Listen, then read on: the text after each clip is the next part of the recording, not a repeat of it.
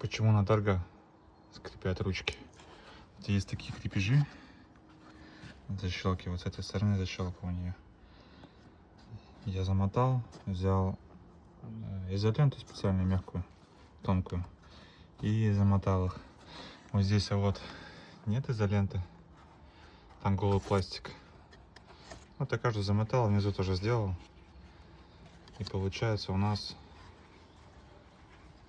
ручка крепится очень плотно и не скрипит.